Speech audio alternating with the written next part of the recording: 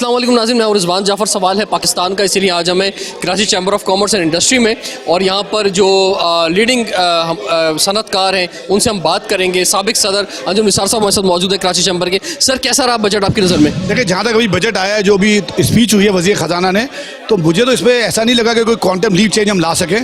देखिए, पाकिस्तान के मसाइल बेशुमार है, दो चार बातें अच्छी भी हुई हैं। जैसे उन्होंने एक बहुत बड़ा डिसीजन लिया, जो रिफंड पड़े हुए हैं, जो बिजनेस को फंड चाहिए होता है, बिजनेसमैन को, इंडस्ट्रियलिस्ट को फंड चाहिए होते हैं, जो फंड गवर्नमेंट में फंसे रहते हैं, तो उन्होंने कुछ 400 अरब की रिलीज़ करने की इमीडिएट अनाउंस किया। बहुत अच्छी बात है। इससे हमारे सरमाए का हासिल, चूँकि मार्केट के रेट बहुत ज़्यादा है, जब आप बैंक से लेने जाएँ, किसी इंस्टीट्यूशन से लें।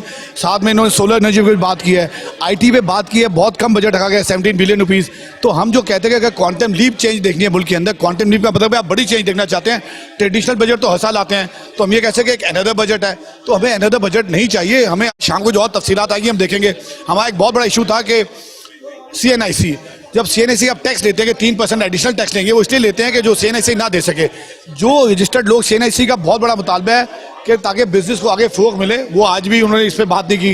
रिटेल सेक्टर को फिक्स किया गया है, अच्छी बात है। छोटे दुकानदारों को तंग नहीं किया जाएगा।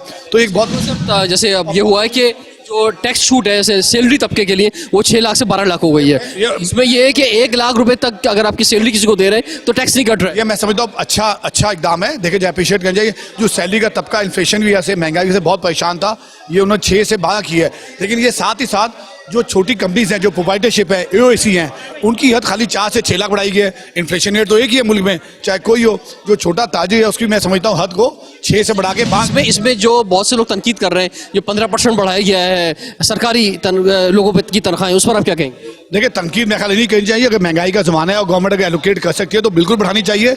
आप या तो छोटे स्टाफ को, जो बेचारे जिनकी तनख्वाहें नहीं बढ़ती, वो चोरी की तरफ जाएंगे, करप्शन जाएंगे। IM सपोर्टर की सैलरी बढ़नी चाहिए थी, बिल्कुल बढ़नी चाहिए थी। तनकीद प्राइवेट सेक्टर वाले कर रहे हैं, मुझे लग रहा है, तो प्राइवेट सेक्टर की भी तो बढ़ाई जाए ना। अब आप लोग जो इंडस्ट्रियलिस्ट यहाँ मौजूद है, तो क्या कराची चैम्बर भी कुछ पे फैसला लेगी कि जनाब आपके जो मेंबर्स हैं, वो भी जो उनके जो लोग काम कर रहे हैं, इस महंगाई के अंदर कम से कम 15% उनकी भी तनख्वाहें बढ़ाई जाए? बढ़ाई जाएगी। आज जब शाम को और तफसीलात आएंगी तो उसमें पता चलेगा। लेकिन एज ए बेसिकली महंगाई को देखते हुए गवर्नमेंट ने जो डिसीजन लिया है, हमने एक बात ये की थी साथ में, जो पेंशन के 530 बिलियन रुपीज रखे गए हैं, 530 बिलियन। चूंकि पेंशन के अंदर दुनिया में होता है, जैसे आप सैलरी लेते हैं लाख से ऊपर, और पेंशन आपकी जो बड़े लेवल पे है, जो 12 लाख से ऊपर पेंशन लेते हैं कई लोग हैं, तो उनको भी ऐसे टैक्स, उनकी इनकम कंसीडर की जाए, उनको भी टैक्स लगना चाहिए 12 लाख के थ्रेशोल्ड के बाद। एग्रीकल्चर सेक्टर को दबा रखा गया है, बाहर इनकम टैक्स, उनका कंट्रीब्यूशन $80 बिलियन एग्रीकल्चर का GDP के अंदर, तो टैक्स तो वहाँ नहीं लगाते। आप अगर एक सेक्टर पर टैक्स लगाते चले जाएंगे, अच्छी बात है कि एग्रीकल्चर ने अपना टारगेट पूरा किया, अच्छी बात है इंडस्ट्री ने अपना टारगेट पूरा किया। लेकिन ये दो सेक्टर हैं, जब आप इनको ऑर्गेनाइज करते हैं, एफिशिएंट होते हैं। हर दफ़ा मैं देखता हूँ कि हर दफ़ा आवाज़ उठाई जाती है, लेकिन होता कुछ नहीं है। सर, मेरा ख्याल है गवर्नमेंट की जब तक रेट कायम नहीं होगी, गवर्नमेंट जब तक रेवेन्यू सेक्टर से नहीं लेगी, 20% ऑफ द GDP का सेक्टर टैक्स नेट में नहीं होगा, तो आप कैसे एक्सपेक्ट करते हैं कि आपका रेवेन्यू बढ़ेगा? मारूफ बिजनेस लीडर जुबैर मोतीवाला साहब हमारे साथ मौजूद है, साबिक सदर Karachi chamber of commerce and industry. Sir, फरमाइए, कैसा लग रहा है आपको बजट ये?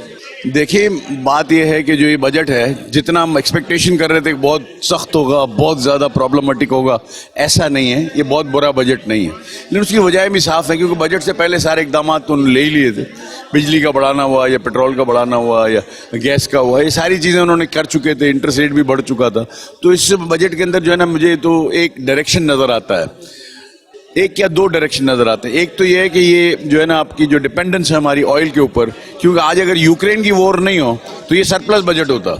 आप देखें, अब अगर यूक्रेन की वॉर हो गई है तो हमारी सस्टेनेबिलिटी खत्म हो गई। तो ये जो है ना, सारे प्रॉब्लम्स एक यूक्रेन की वॉर की वजह से पाकिस्तान के ऊपर हैं। इसी वजह से अगले सालों का मुझे एक्सपोर्ट भी कम होता हुआ नजर आ रहा है, लोकल मार्केट्स में भी प्रॉब्लम होता हुआ नजर आ रहा है, क्योंकि हो नहीं सकता इतना महंगाई के अंदर कोई कपड़ा खरीदने जाए या कोई मिठाई खरीदने जाए, वो तो बड़ा मुश्किल है। लेकिन उसको कहते हुए साथ उन्होंने जो है ना, ये जो कंजर्वेशन के लिए जो काम किए वो नहीं है उसमें नजर आते। कंजर्वेशन में उन्होंने 70 बिलियन रुपया रखा है, उसके लिए बहुत ज़रूरी है कि हम ये सारे काम करें। और उन्होंने सोलर के ऊपर जो 17% जो ड्यूटी हटाई है, ये मुझे इसका डायरेक्शन दिखाती है कि उस डायरेक्शन की तरफ जा रहे हैं, जहां हमको इधर बिजली के अंदर हम जो खुद कफील होने की बात कर रहे हैं, या कम से कम इस्तेमाल करेंगे इंपोर्टेड बिजली, तेल को कम से कम हमारा निसार होगा, गैस पे कम से कम होगा, और हम सोलर और विंड के ऊपर उसकी हाइब्रिड के साथ। रास्ता भी नहीं, आगे वो रास्ता भी नहीं, दूसरा कुछ मुस्तहकम होता नजर आ रहा है आपको? फिर रुपया जो है ना उसका कनेक्टेड मेरे हिसाब से आईएमएफ के एग्रीमेंट के साथ है। आईएमएफ का एग्रीमेंट होगा तो जाहिर है रुपया जो है ना बहुत मजबूत हो जाएगा। मेरी अपनी अंडरस्टैंडिंग है कि ये 10% कम से कम जो है ना ये मजबूत होगा। नाज़रीन, इस वक्त हमारे साथ मौजूद हैं मोहम्मद इदरीस मेमन साहब, आप प्रेसिडेंट हैं Karachi chamber of commerce and industry. Idris साहब फरमाइए, कैसा रहा बजट आपकी नज़र में? सबसे पहले तो मैं मिफ्ता इस्माइल साहब को और वज़ीर आज़म शहबाज शरीफ को मुबारकबाद पेश करता हूँ कि इंतहाई गंभीर हालात में और एक ऐसे वक्त में जब पाकिस्तान सियासी, इक़्तिसादी और मौशी बहरान का शिकार है, एक बेहतर बजट बनाने में कामयाब होगा। इसकी वजह यह है कि पाकिस्तान की तारीख़ में एक तवील अरसे के बाद तमाम स्टेक होल्डर्स को 2-3 दिन पहले बुलाया गया और हम तो 12-13 दिन से उनके साथ इस एक्सरसाइज में मसरूफ़ थे और हमारी तजावीज़ को सुना गया और इसको इस बजट में शामिल किया गया। ज़बरदस्त बात है, क्योंकि पहले यही एक शिकवा रहता था कि जनाब ऑन बोर्ड नहीं लिया जा रहा पाकिस्तान के चैम्बर्स को। देखिए, सिर्फ चैम्बर्स को ही नहीं लिया उन्होंने, एसोसिएशंस को लिया, चैम्बर को लिया, एग्रीकल्चरिस्ट को लिया, पेट्रोलियम के लोगों को लिया, कॉमर्स से लोगों को लिया। तमाम तरजीहात जो उन्होंने बताई, देखें इसमें पेट्रोलियम के थे, गैस के थे, इसमें कॉमर्स के मिनिस्टर और उनके सेक्रेटरी और इसमें फाइनेंस वाले थे। तो वो तमाम स्टेक होल्डर्स और जो हायरार्की है गवर्नमेंट की, जिन्हें इन चीज़ों को इम्प्लीमेंट करना है, वो एक पेज पर एक ही छत के नीचे थे। तो अब अगर इसमें कुछ प्लस माइनस है तो इसके कसूरवार से वो फाइनेंस मिनिस्टर नहीं है, फिर आप लोग भी हैं जनाबे वाला। देखिए, हमने अपनी सारी तजावीज़ उनको दे दी, हम किसी तौर पर कसूरवार नहीं हो सकते। हमने पूरी ईमानदारी के साथ उनके साथ बैठकर 12 दिन से ये सारे काम किए और मैं फाइनेंस मिनिस्टर को, कॉमर्स के जो मिनिस्टर हैं और जो पेट्रोलियम के, उनको भी खराज तहसीन पेश करता हूं कि उन्होंने 6-6, 7-7 घंटे तमाम स्टेक होल्डर के साथ बैठ के मुशावरत की और कोशिश की कि इस बजट में जितना रिलीफ दे सकते हैं वो दें और आने वाले दिनों में क्या लाहेअमल होगा उसके बारे में भी हमसे। जो अवाम है, ये लफ्ज़ों का जो हेर फेर और खेल होता है, ये लोग नहीं समझ पाते, टैक्सेस और क्या चीज़ें हैं। एक आम आदमी को, मुतवस्सत तबके को, हमारे गरीब तबके को इस बजट से क्या मिला है? देखिए, मैं आपको ये बात बताऊं कि बहुत ज़्यादा उन पर जो है मनफी असर नहीं आएगा। जो हालात अभी हैं, मुझे लगता है कि इंशाल्लाह ये ऐसे ही रहेंगे और आने वाले दिनों में जब IMF से पैसे मिल जाएंगे, दोस्त ममालिक से मिल जाएंगे, तो इसमें कदर बेहतरी आएगी और रुपए की कदर बढ़ेगी और डॉलर की कम होगी इंशाल्लाह ताला। चूँकि इस वक्त गवर्नमेंट का फोकस एक बेहतर बजट बनाना था और जो प्राइम मिनिस्टर साहब हैं, उन्होंने उस सेमिनार में जो है चार्टर ऑफ इकोनॉमी, जो बिज़नेस कम्युनिटी की बिलखुसूस कराची चैम्बर की डिमांड थी, उन्होंने वहाँ पर इस ख्वाहिश का इजहार किया कि सब ये चाहते हैं, तो अब मैं भी चाहता हूँ कि तमाम सियासी पार्टी पॉलिसीज बने वो लॉन्ग टर्म बुनियादों पर बने। प्राइम मिनिस्टर बदलने से, गवर्नमेंट के जाने आने से कोई फ़र्क पड़ना नहीं चाहिए पड़े। और पाकिस्तान के इज्तिमाई मफादात में उन्होंने कहा कि जिसके पास जाना पड़ेगा, जिससे बात करनी पड़ेगी, मैं सबके साथ बैठने के लिए। हमारी जो प्रोडक्ट है, मेड इन पाकिस्तान प्रोडक्ट जो है, ये उसी सूरत में आगे बढ़ेंगी जब हमारी इंडस्ट्री को सपोर्ट होगा। तो इसमें आपको लग रहा है कि इम्पोर्टेड प्रोडक्ट्स को अगर कम करना है, अपनी प्रोडक्ट को अगर बढ़ाना है, तो उसमें ये बजट जो है फ्रेंडली है? देखिए, इम्पोर्ट सब्स्टिट्यूट जो हमें उस पर जाना पड़ेगा इंडस्ट्री पे, ये हमारी बात हुई है।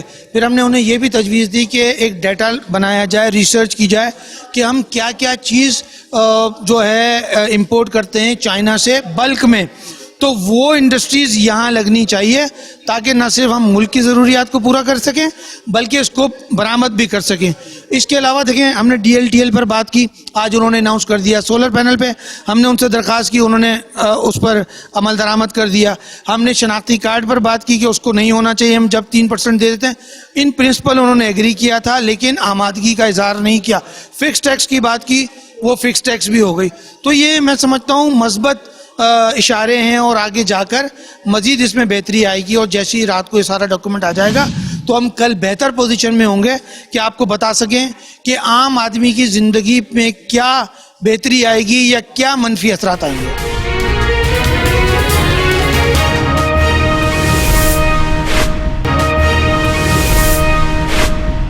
नाज़रीन, हमारे साथ इस वक्त मौजूद है अतीकुर रहमान साहब, मारूफ इकोनॉमिक एनालिस्ट हैं। सर, कैसा लगा आपको बजट? मुझे तो ये वर्ड्स की जगलरी और नंबर्स की जगलरी लगी है। देखिए, जब एक्चुअल बजट के फाइनेंस बिल आएगा तो पता चलेगा क्या है। मेरा मानना और कहना यह है कि मिडिल क्लास जो है जो बहुत सफ़र कर रही है इस मुल्क पे, मिडिल क्लास के लिए कोई बात नहीं की गई। जब मिडिल क्लास इतनी होशरबा महंगाई का सफ़र कर रही है तो इनको चाहिए कि कोई ऐसे इक़दाम करे कि वो इस महंगाई से बच जाए। जिस तरह मिडिल क्लास महंगाई के क्रश में आई हुई है, इसी तरह हम देखते हैं कि हमारे मुल्क में एक बहुत बड़ा प्रॉब्लम है। वो प्रॉब्लम है इलेक्ट्रिसिटी का प्रॉब्लम। इलेक्ट्रिसिटी के प्रॉब्लम को ओवरकम करने के लिए इनको शमसी तवानाई को इम्प्रूव करने के लिए आसान अकसात पे कर्जे देने चाहिए ताकि हर छोटे और बड़े घर में सोलर लगे और बिजली का मसला हल हो। सर, ये महंगाई तो बहुत ज़्यादा है और महंगाई का सिर्फ एक ही तरीका है कम करने का कि जहां आप महंगाई के ऊपर फोकस कर रहे हैं उसमें थोड़ा टाइम लगेगा, वहां लोगों का जो पर कैपिटल इनकम है वो बढ़ जाए किसी तरह से, लोग कुछ ज़्यादा कमाने लग जाए तो मामला ठीक हो जाएंगे। कुछ उसमें इस बजट के बाद आपको कुछ महसूस हो रहा है कि कुछ लोगों की इनकम बढ़ेगी? देखिए, सिवाय इसके कि इन्होंने एक रिलैक्सेशन दिया और इन्होंने रिलीफ दिया सैलरीड क्लास को कि 6 लाख से 12 लाख पे ले गए, इसके अलावा मुझे पूरे बजट में कहीं रिलीफ नजर नहीं। सरकारी लोगों के लिए 15% बढ़ गया है, लेकिन इस मुल्क में सरकारी लोग कितने हैं? ये वो एक कॉमन मैन का रिलीफ नहीं है। इस कॉमन मैन के रिलीफ को पाने के लिए इनको चाहिए कि सबसे ज़्यादा मॉनिटरिंग पे काम करें। जो माल जहां बनता है और जिस कॉस्ट पे मार्केट में जाता है और जब वो मार्केट तक पहुंचता है तो ये कई गुना बढ़ चुका है। इसमें कई मिडिल मैन बीच में आते हैं। इन मिडिल मैन्स को कंट्रोल करके इसको एक्चुअल कॉस्ट में लोगों तक पहुँचाना है। इस तरह इन्फ्लेशन पे भी कामयाबी होगी और बाइंग पैरिटी भी बढ़ेगी, एक आम आदमी उस माल को खरीद सकेगा। नाज़रीन, हमारे साथ शमसुल इस्लाम खान साहब मौजूद हैं, साबिक नायब सदर Karachi chamber of commerce and industry. जी सर, फरमाइए, कैसा रहा बजट आपकी नज़र में? देखिए जी, आज जो बजट पेश किया गया है वो पिछले जो 2 महीने के दौरान जो काम हो रहा था कि जिसमें आपके पेट्रोल की प्राइसेस 2 दफ़ा बढ़ाई गई, इलेक्ट्रिसिटी की प्राइस, उसकी एक कंटिन्यूएशन थी। और साथ ही आप देखें जी, आप एक तरफ तो कहते हैं जी हम गरीबों का एहसास कर रहे हैं, 12 अरब रुपए रखे गए साल के, 1 अरब रुपया आपका महीने का है और आपके पास जो यूटिलिटी स्टोर है वो कोई 4000 से ज़्यादा है। कितने लोगों को वो कैटर करता है, जबकि पाकिस्तान की आबादी कोई 50% जो है वो गरीब हो गए हैं। अब तो मिडिल क्लास भी जो है वो भी नीचे गिर के आ गई है और वो भी गरीब उसमें आ गई है। तो उनके लिए वो खास ऐसा नहीं रखा, क्योंकि महंगाई जिस हिसाब से बढ़ रही है, इन्होंने 11.5% का इन्फ्लेशन टारगेट किया है। मैं ये देखता हूँ कि अगले आपको जून के अंदर ही आपको 20% पे आपको इन्फ्लेशन पहुँच जाएगा। साथ ही आप एक बहुत बड़ी महंगी इंपोर्ट करने जा रहे हो गंदम की, वो आपने $515.49 पे इंपोर्ट की, जबकि 25 तारीख को आपकी इंटरनेशनल मार्केट जो है गिरना शुरू हो गई थी और आज जो है वो 390-395 की पहुंची हुई है। तो इस आटा महंगा होता है तो हर चीज़ महंगी होती है, तो महंगाई का तूफान तो बहुत आना ही है। साथ ही आपके थे जो आपका जो इंडिविजुअल्स के लिए जो सैलरीड क्लास थी उसके लिए कुछ बेहतरी है कि उनको जो है छूट दे के उन्होंने 1 लाख रुपए सैलरी तक का जो है उस पर टैक्स नहीं लगेगा। ये एक बेहतर है, क्योंकि आज आम आदमी जो है वो 1 लाख रुपए पे घर का गुजारा नहीं कर सकता, उसका टैक्स कटता तो 30%, तो वो एक जाती थी, उसको बेहतर हुआ है। इसके अलावा आपके देखें जी, बिजनेस के में कोई इन्वेस्टमेंट इतनी बढ़ती हुई नजर आ रही, क्योंकि हम इस वक्त हाई कॉस्ट जो है एनर्जी रिजीम में बैठे हुए हैं और जहाँ आपकी बिजली का कोई भरोसा भी नहीं होता और आपको 40% पे अगर आपका गैस भी बढ़ती रहती है और बिजली भी आपकी 7 रुपये से कुछ बढ़ गई है, तो उसमें नई इन्वेस्टमेंट नहीं होगी। नाज़रीन, हमारे साथ मौजूद हैं आसिफ सैमसम साहब, जो कि चेयरमैन हाउसिंग एंड कंस्ट्रक्शन है Karachi chamber of commerce and industry. जी आसिफ भाई, फरमाएं, एक बहुत बड़ा शोबा है बिल्डिंग कंस्ट्रक्शंस और इसके साथ बहुत सारी इंडस्ट्रीज जुड़ी हुई हैं, तो कुछ आप लोग, आपकी तमाम कम्युनिटी के लिए इस बजट में कुछ है या नहीं? मैं ये कहता कि हमारी कोई मुशावरत थी या हमारी कोई अपडेट थी, तो हमारी ना कोई मुशावरत थी ना अपडेट थी। इस सेक्टर के हवाले से मैं बात कर रहा हूँ और ना हमसे कोई इस तरह की बात की गई, ना इत्मीनान में लिया गया। हमें उम्मीद थी कि जो हालात हैं, हम ये समझते थे कि कोविड में 2 साल जब पूरी दुनिया की मईशत बंद थी तो इस सेक्टर ने सपोर्ट किया, इस सेक्टर ने ग्रो भी किया, सपोर्ट भी किया और लोकल इंडस्ट्री भी चली और लोगों को रोज़गार, हम समझते हैं कि सबसे ज़्यादा रोज़गार ज़राअत के बाद ही देता है। मगर जो बातें मैंने सुनी, वर्टिकल की बात की, बड़ी खुशाइन बात है, लेकिन सिर्फ सुनते हैं, इस पे अमल होता नहीं है। हम सब की चाहते हैं कि वर्टिकल पे होना चाहिए, लेकिन वर्टिकल के लिए बायलॉज चाहिए, जो आज तक कोई उस बात पे क्लियर करने के लिए तैयार नहीं। इवन कैंटोनमेंट बोर्ड के 1.5 साल हो गया हम उनके साथ इसकी मुशावरत, हर इलाके के अलग अलग जो है ना रूल्स एंड रेगुलेशन की बात कर रहा हूँ, तो उनके बायलॉज फाइनल हो गए हैं, सारी मुशावरत हो चुकी है, सिग्नेचर होने के लिए वो तैयार नहीं है। तो हम किस वर्टिकल की बात कर रहे हैं, मुझे समझ में नहीं आई, एक बात। दूसरा, उन्होंने कुछ चीज़ें कहीं कि देखें, कंस्ट्रक्शन इंडस्ट्री ने कोई सब्सिडी नहीं मांगी आज तक, कोई उनको, उन्होंने ये नहीं कहा कि हमें कोई रिलीफ दें या बेनिफिट दें। इवन ये तो लोन अब आना शुरू हुआ, उससे पहले तो लोन का भी कोई, हमें तो, हमारे सेक्टर को तो कोई लोन भी नहीं देता था।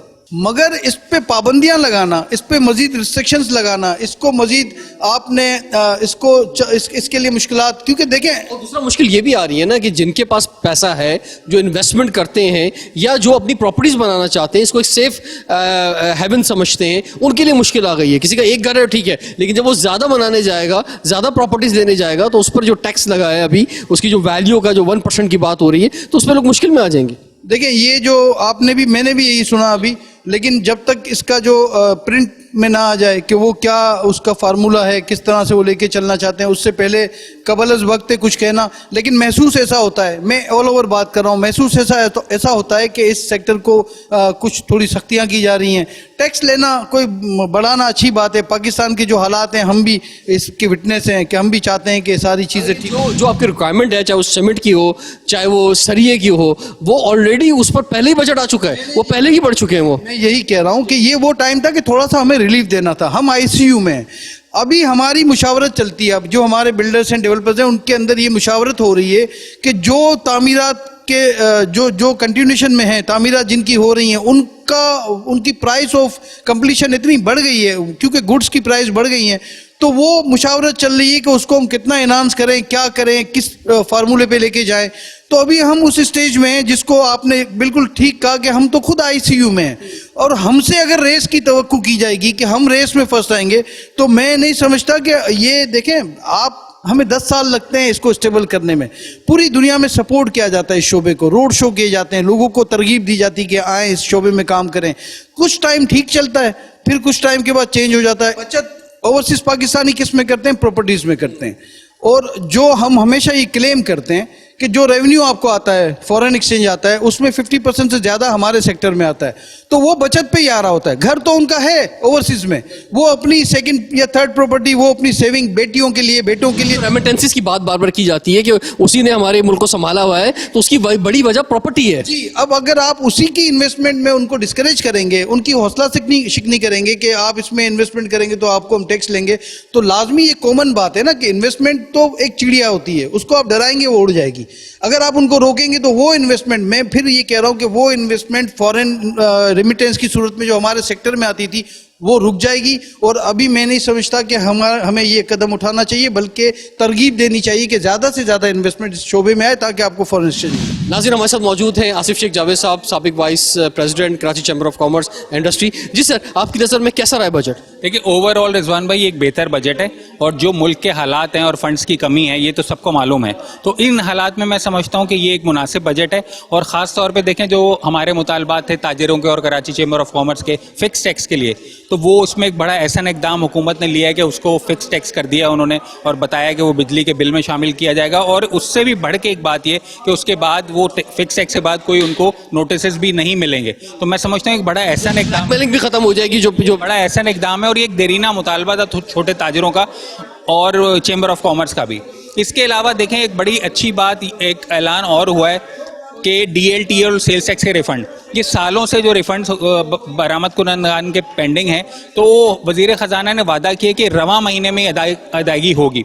अगर ऐसा हो गया और जो इनके बयानात हैं वो लेटर एंड स्पिरिट में अमल दरामद हुआ, तो मैं समझता हूँ कि इससे बहुत एनकरेजमेंट होगी, फॉरेन एक्सचेंज के रिजर्व्स भी बढ़ेंगे और लोग मजीद एक्सपोर्ट की तरफ माइल होंगे। मुझे फरमाए ना कि मैं वैसे काफ़ी लोगों से यहाँ पे बात कर रहा हूँ आपके चैम्बर के, लेकिन जो देखने वाले हमारे लोग हैं उन्हें ये आदाद और शुमार अमूमन समझ में आते नहीं हैं। एक आम आदमी को, मिडिल क्लास को, हमारी गरीब तबके को जो है वो कुछ उम्मीद नज़र आ रही है इस बजट से?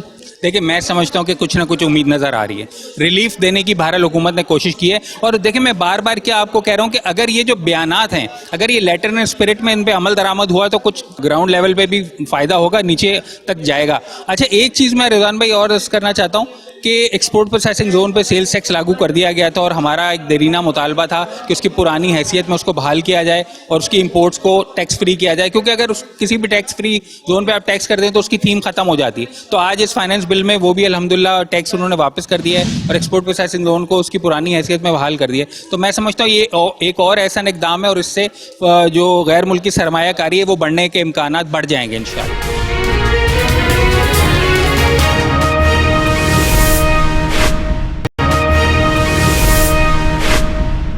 नाज़रीन, इब्राहिम कसुम्बी साहब हमारे साथ मौजूद हैं, बजट कमेटी के चेयरमैन हैं और साबिक सीनियर वाइस प्रेसिडेंट भी हैं Karachi chamber of commerce and industry के। सर, बजट आपका खास शोबा है, कैसा लग रहा है आपको ये बजट?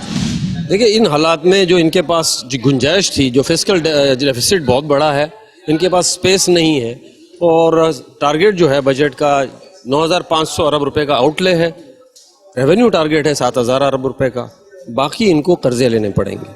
तो ये डेफिसिट का बजट है, इसमें मुझे कोई आउट ऑफ बॉक्स सॉल्यूशन नज़र नहीं आया, क्योंकि इन्होंने जहाँ जहाँ सब्सिडीज़ का ऐलान किया है कई शोबों में उन्होंने देने का, इसमें आईटी में बहुत कम है। इसमें ज़राअत को हमें सबसे ज़्यादा सपोर्ट इसलिए देना चाहिए कि आज दुनिया में कमोडिटी सुपर साइकिल चल रहा है और वीट की ख़ास तौर पे गंदम की बड़ी शॉर्टेज होने वाली है, एडिबल ऑयल की शॉर्टेज है। इंडिया ने ऑलरेडी गंदम की एक्सपोर्ट रोक दी है, तो उसके लिए इनको बड़ा वॉर फुटिंग पे सपोर्ट करना चाहिए फार्म सेक्टर को। दूसरी मैं अहम बात करूंगा एसएमई सेक्टर, जिसका जिक्र ही नहीं है। एसएमई सेक्टर जो है इस मुल्क की जीडीपी का 25% कंट्रीब्यूट करता है, लेकिन किसी भी बजट में मैं नहीं देखता कि कोई एसएमई सेक्टर के लिए कोई बात करता है। और हमारे बैंकर्स जो है वो सिर्फ बड़े इंडस्ट्रियल सेक्टर को फाइनेंस करते हैं, बड़े कंफर्टेबल हैं या हुकूमत को कर्जा दे देते हैं।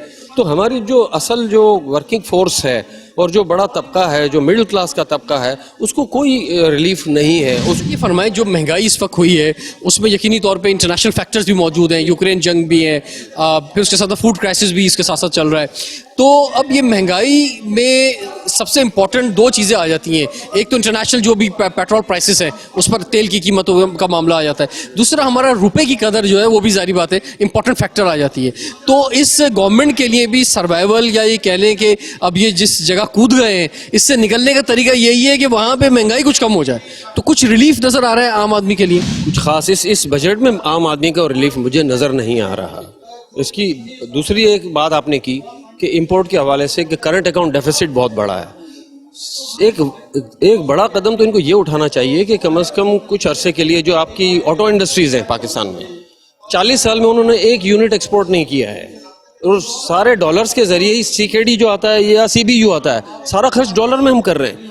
40 साल में 200 अरब डॉलर आपके चले गए। इंपोर्ट सब्स्टिट्यूट दे ना, इंपोर्ट सब्स्टिट्यूट के लिए अपनी इंडस्ट्री को जिस तरह बढ़ाना चाहिए, टीडैप ने जो काम करना चाहिए, इदारों को जो बेहतर होना चाहिए, वो नहीं हो पा रही है। बात इंडस्ट्रियल पॉलिसी में होनी चाहिए थी। अगर आपने डिलीशन प्रोग्राम दिया था तो इंडस्ट्री को पाबंद करना चाहिए था, ऑटो इंडस्ट्री को, कि 40% एक्सपोर्ट करो ताकि डॉलर रिकवर हो। इसी तरह जो दूसरे सेक्टर्स हैं वहाँ भी इंपोर्ट सब्स्टिट्यूशन होना ज़रूरी है। ज़राअत का मैंने जिक्र किया, आप फूड सिक्योरिटी सबसे बुनियादी चीज़ है। आम आदमी की आपने बात की, तो उसके लिए आपको ऑयल सीड्स को सब्सिडाइज करना पड़ेगा, उसको फार्मर को पूरा भरपूर सपोर्ट देना पड़ेगा और गन्ने की जगह आपको कॉटन उगाना पड़ेगा ताकि आपकी टेक्सटाइल इंडस्ट्री सर्वाइव कर सके।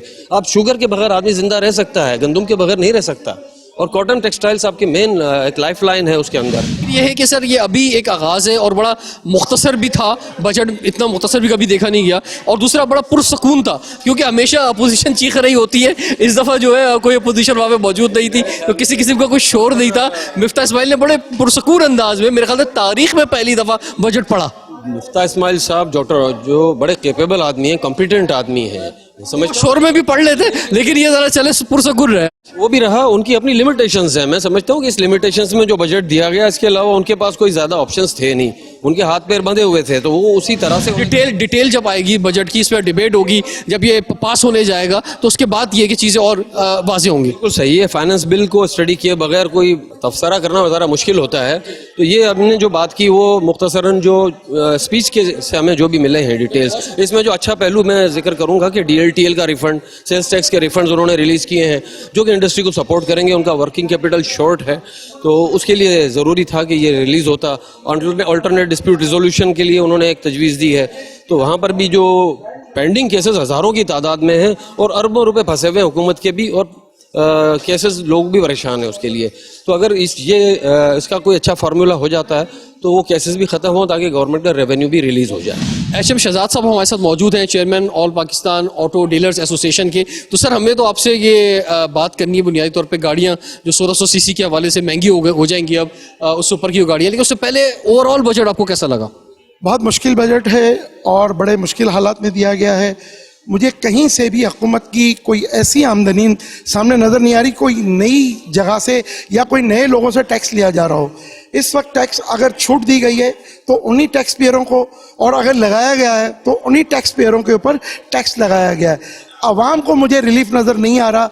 देखें, आवाम को दो चीज़ें जब तक नीचे नहीं आएंगी, एक पेट्रोल के प्राइस और दूसरा डॉलर के प्राइस, मेरा ख्याल नहीं है कि पाकिस्तान के अंदर जो है वो सस्ताई आए और गरीब जो है वो अपना चूल्हा जला सके। तो गवर्नमेंट जो फंसी हुई है, जो आईएमएफ के मामलात में फंसी हुई है, फिर दूसरा जो दुनिया में ओवरऑल जो महंगाई है, तो उसमें हमारे क्योंकि वैसी मईशत बुरी हालत में थी तो बहुत ज़्यादा बुरा असर हम पे पड़ा है। सर, गाड़ियों पे आ जाते हैं। अब जो बात की जा रही है जनाब कि लग्जरी गाड़ियाँ जो हैं उन पर टैक्स बढ़ा दिया गया है, इस पर आपकी क्या राय है? देखें, शायद रिजवान आपको पता ही होगा कि पिछले दिनों हुकूमत ने बैंड लगा दिया, तो ये कौन सी गाड़ियों पे जो है वो लग्जरी टैक्स लगा रहे हैं 1 से 2% और नॉन फाइलर पे 100 से 200% टैक्स लगाएं, वो मसला नहीं है। लेकिन जो हुकूमत को हर साल समंदर पार पाकिस्तानी टीआर बैगेज गिफ्ट के तहत जो गाड़ियां भेजता है, कोई 50 से 60 करोड़ डॉलर। देखें जाफर साहब, दो ही तरीके से हमारे मुल्क में डॉलर आता है। हमारे मुल्क का एक्सपोर्टर एक्सपोर्ट करे, डॉलर लाए, या समंदर पार पाकिस्तानी टीआर बैगेज गिफ्ट के तहत गाड़ियां भेजता है और आपको 50-60 करोड़ डॉलर वो भेजता है सिर्फ कस्टम ड्यूटी की मद में, और टैक्सेस अलग हैं। तो मेरी वज़ीर आज़म साहब और वज़ीर ख़जाना से मेरी अपील है डॉक्टर साहब से कि खुदारा ये जो टीआर बैगेज गिफ्ट के तहत जो समंदर पार पाकिस्तानी गाड़ियां भेजते हैं उसे ओपन करें। उसको बैंड लगाने से एक तो लोकल गाड़ियों की कीमतें जो अल्टो जो 14.5-15 लाख की थी वो 24-25 लाख पे चली गई। फिर जो 4 महीने का टाइम दे रहे थे वो 8 महीने का टाइम दे रहे हैं। फिर आपकी ब्लैक मार्केटिंग कहीं से कहीं चली गई और जो लोगों की कुव्वत खरीद में गाड़ी नहीं है। ये वाहिद जरिया है मुल्क चलाने के लिए, आपको डॉलर लाने का और आवाम को सस्ती गाड़ी देने का। जो बात की जाती है कि पाकिस्तान में टेक्नोलॉजी का जो फुकदान है, यानी हम वही पार्ट्स मंगा के खुद असेंबल करके गाड़ियां जो है वो बना देते हैं, तो वो कोई मेड इन पाकिस्तान तो नहीं हुई। तो हम कब जो है इस काबिल होंगे कि हम अपनी गाड़ियां प्रोड्यूस कर सकेंगे? देखें जाफर, 81-82 में जब सुजुकी पाक सुजुकी बनी तो एक डिलीशन प्रोग्राम पे साइन हुआ कि 5 साल बाद ट्रांसफर टेक्नोलॉजी हमारे मुल्क में होगी और हम मेड इन पाकिस्तान गाड़ी बनाएंगे। आज सुजुकी को 40 साल हो गए, टोयोटा होंडा को तकरीबन 34 साल हो गए। आज तक हम मैन्युफैक्चरर नहीं, हम असेंबलर्स हैं। आज भी हम CKD SKD असेंबली इंपोर्ट करने के मोहताज हैं। हमारा करोड़ों डॉलर सालाना जो हमारा एक्सपोर्टर एक्सपोर्ट करके डॉलर कमाता है, ये हमारा लोकल असेंबलर ये जो CKD SKD इंपोर्ट करके ये करोड़ों डॉलर हमारा गवाता है। और मुल्क में आवाम को सस्ती मियारी और आज की टेक्नोलॉजी की बात आपने की, तो आज पूरी दुनिया कहाँ पर है, हम कहाँ पर है? पूरी दुनिया जो है हाइब्रिड। मजीद मुश्किल हो गया कार लेना, गाड़ी लेना हमारे आवाम के लिए बहुत मुश्किल हो गया है, जबकि एक बड़ी नॉर्मल बात है हम जब जदीद दुनिया में देखते हैं। देखिए, हमारे मुल्क में पेट्रोल भी एक तो बहुत ज़्यादा ऊपर चला गया। जो हमारे मुल्क में हाइब्रिड गाड़ियाँ, इलेक्ट्रिक गाड़ियाँ आनी चाहिए, उसकी राह में भी रुकावटें डाल के आपने टोटल बैंड कर दिया। हम पेट्रोल बचाने के लिए हमें हाइब्रिड और इलेक्ट्रॉनिक गाड़ियों की तरफ जाना चाहिए और कोई रास्ता नहीं है। नाजरीन, हर साल जो बजट पेश किया जाता है इस पर ट्रांसमिशंस होती हैं, अखबारात में बड़े कॉलम्स आते हैं, तज़ियागार जो है बयान करते हैं। पाकिस्तान की बड़ी आबादी, मुतवसत तबका, गरीब तबका जो हमारा आज प्रोग्राम भी देख रहा है, उसके नज़दीक सबसे बड़ा सवाल ये होता है कि हमें इस बजट से आखिर में क्या मिलेगा, इन तकरीरों से हमें जो है वो क्या मिलेगा। और उसके बाद जो है फिर हमें गरीब आदमी और ख़ास तौर पे सफ़ेद पोश मुतवसत तबके का आदमी जो है मुश्किल में ही नज़र आता है। इस वक्त हुकूमत भी बहुत ज़्यादा मुश्किल के अंदर है और हुकूमत ने अपनी कोशिश करके जो है एक बेहतर बजट पेश करने की कोशिश की है। मैं पाकिस्तान की आवाम से यही कहना चाहूँगा, इन द एंड जो है आज हमारी Karachi chamber of commerce industry के जो अहम ताजिर रहनुमा हैं उनसे मुलाकातें हुई और आपके सामने उनके ख्यालात हमने पेश किए। तो एक बेहतर बजट जो है वो पेश करने की कोशिश की गई है। इस वक्त आपके सामने यूक्रेन वॉर का क्राइसिस मौजूद है, इस वक्त फूड सिक्योरिटी एक बहुत बड़ा मसला है, पेट्रोल प्राइसेस जिस तरह से बढ़ी हुई हैं, तो और हमारा जिस जगह पे रुपया पहुंच चुका है, इस वक्त मुल्क जो है वो बेइंतहा क्राइसिस के अंदर है। इसमें जो है कोशिश की गई है कि बेहतर से बेहतर जो है वो रिलीफ दी जा सके, लेकिन एक ये बड़ा चैलेंज है। अब ये है कि देखना ये है कि ख़ास तौर पे जो असल जो सपोर्टर होते हैं गवर्नमेंट के, या असल जो हाथ में हाथ बढ़ाकर आवाम के लिए बढ़ते हैं आगे, वो ये ताजिर ही होते हैं। तो इनको जब सही तरह फैसिलिटेट किया जाएगा, इनकी इंडस्ट्री को सही तरह फैसिलिटेट किया जाएगा, तो ही हमारी प्रोडक्शन जो है वो बढ़ सकेगी। टेक्नोलॉजी की मदद से हमारी प्रोडक्शन जो है बेहतर से बेहतर हो सकेगी। पाकिस्तान की जो प्रोडक्ट्स है, मेड इन पाकिस्तान प्रोडक्ट जो हैं वो ज़्यादा से ज़्यादा मार्केट के अंदर जो है आ सकेगी, और जब इंडस्ट्री बढ़ेगी तो रोज़गार बढ़ेगा, और यही एक वो ज़रिया है जिससे जो है आगे जो है पाकिस्तान की मईशत बेहतर हो सकती है। हम उम्मीद करते हैं कि ये बजट और इसमें आगे जो चीज़ें वक्त के साथ साथ गवर्नमेंट की जानिब से पेश की जाएंगी आवाम के लिए और ख़ास तौर पे हमारे मुतवसत तबके, गरीब तबके के लिए बेहतर साबित होंगी। रिजवान जाफ़र को इजाज़त दीजिए। सवाल है पाकिस्तान का।